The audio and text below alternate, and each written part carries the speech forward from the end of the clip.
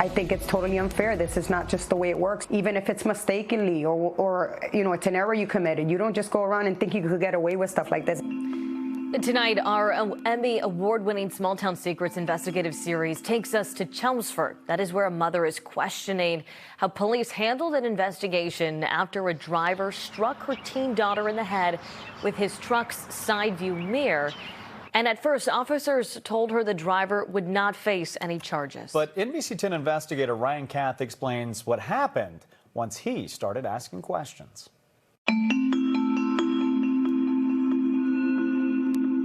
That's 15-year-old Kayana Estrada walking through a gas station parking lot after school.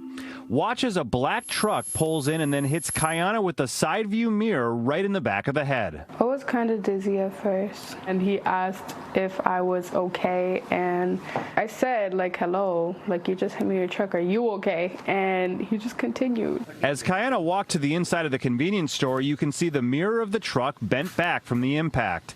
The driver then turns close to Kayana again as he pulls in next to a pump. Jennifer Melendez got the call from her daughter while she was at work.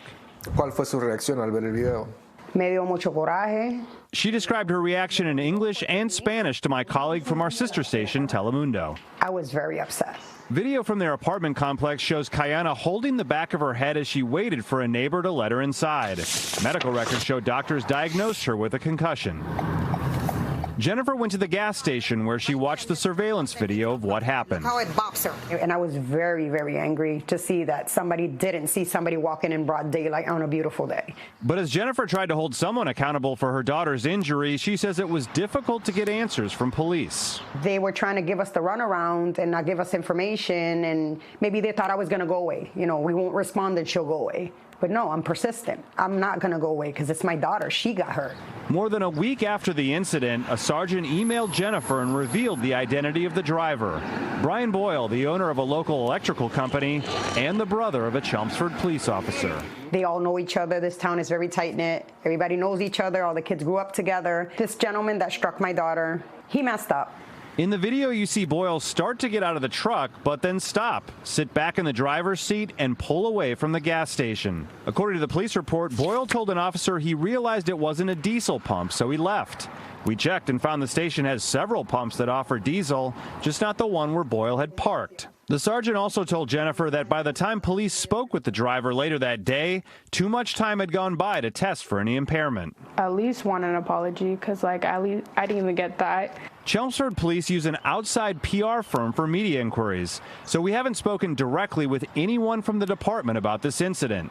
When we first started asking questions, we received this statement from a spokesperson 2 weeks ago. It has been determined that the investigation is appropriate and complete and that no charges are warranted.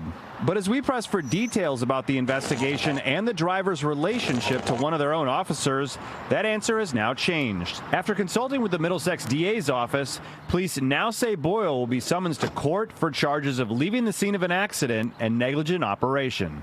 You took an oath to serve and protect everyone, not just the people you know, not just your family members. And my daughter wasn't served and protected because they were too busy serving and protecting one of their own.